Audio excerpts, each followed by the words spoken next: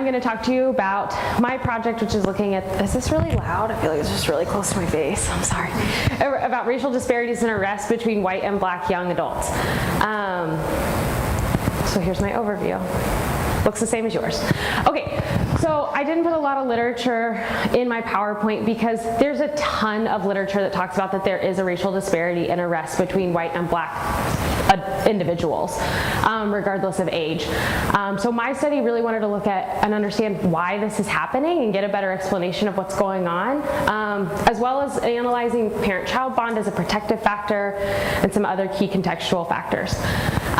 So what we do know that in 2013, African American teens were arrested at twice the rate of white teens, and that number is decreasing, but at a much slower rate than it is for white teens. And again, just really wanting to understand that. And so my study focuses on 3 different theories that try to explain why this is happening, and we test each theory. So the first theory is social disorganization theory.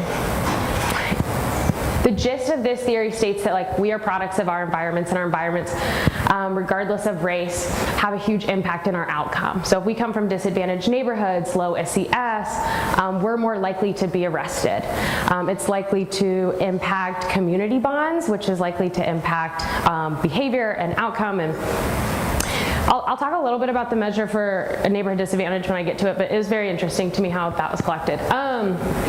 The next theory is differential involvement theory, which basically says we do the crime, we do the time, right? So it says that minorities are just committing more crimes, and that's why there's such a high prevalence of arrests in that population. And the third theory is the differential selection and processing hypothesis, which says there is a flaw. Thank you, I remembered it all the way this time, kept forgetting it when I practiced, which is there is a flaw in our justice system, and that the literature calls it an unconscious racial stereotyping, and that's what's leading to this arrest. So these aren't really questions, these are more statements of what I hope to do to test each theory. The first being that we want to just look at the direct effects of these contextual factors on behavior and on outcome at emerging adulthood, which is about 15 to 18, and then to young adulthood, which is about 18 to early 20s. We want to look at the direct effects of behavior on outcome in emerging adulthood and outcome in young adulthood, emerging adulthood on behavior in young adulthood.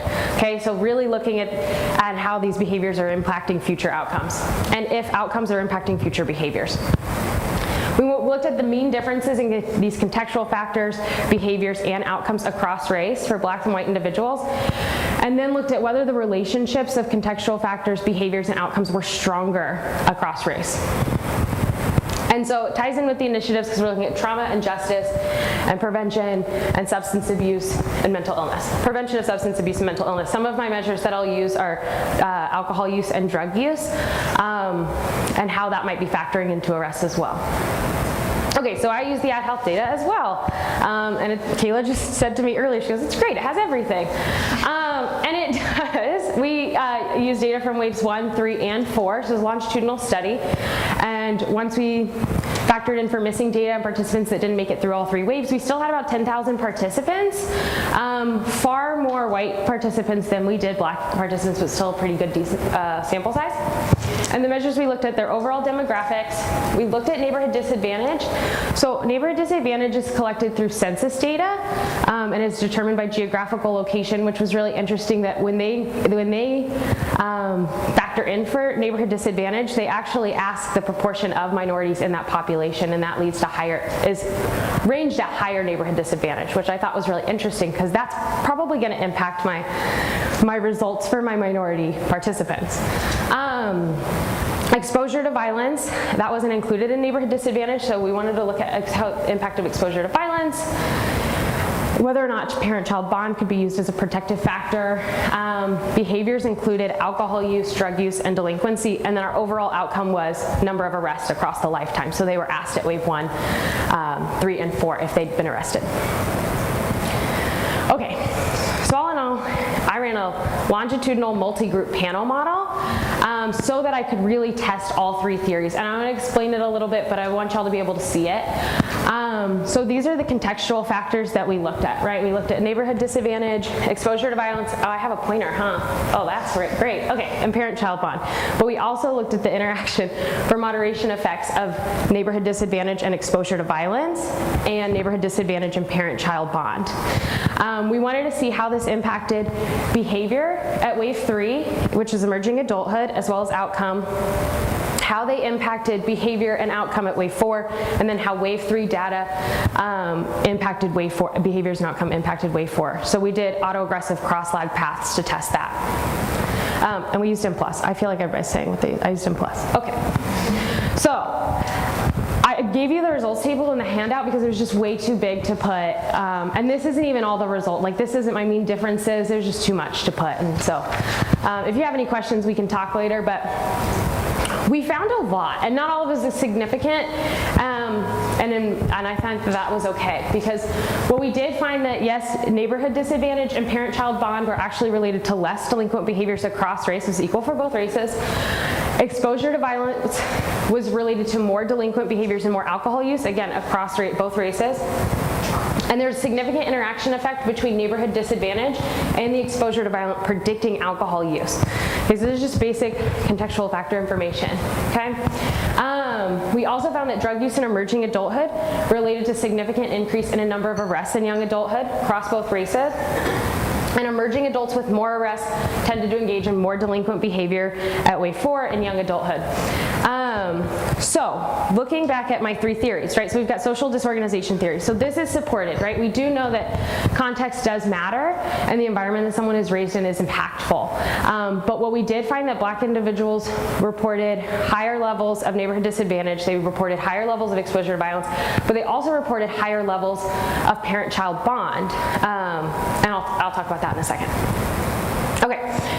We also, so they reported higher in all 3 areas, but what was interesting is that they were reporting less behaviors.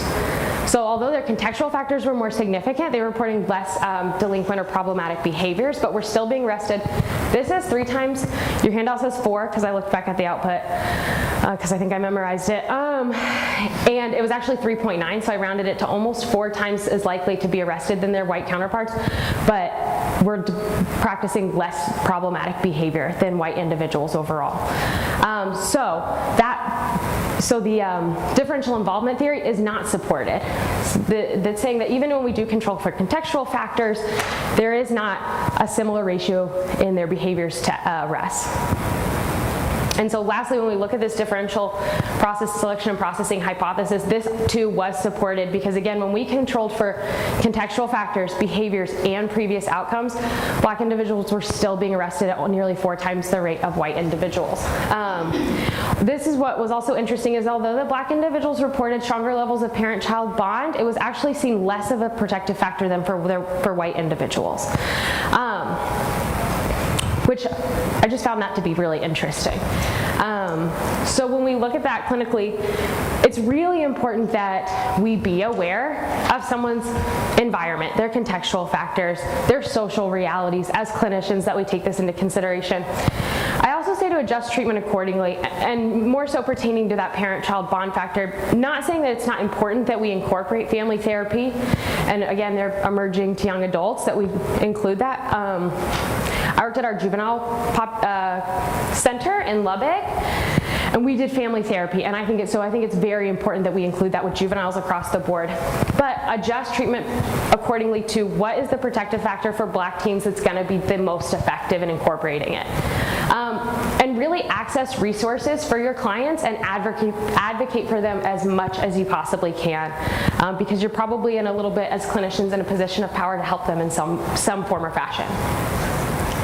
Okay, I'm really nervous, so does anyone have questions? Thank you.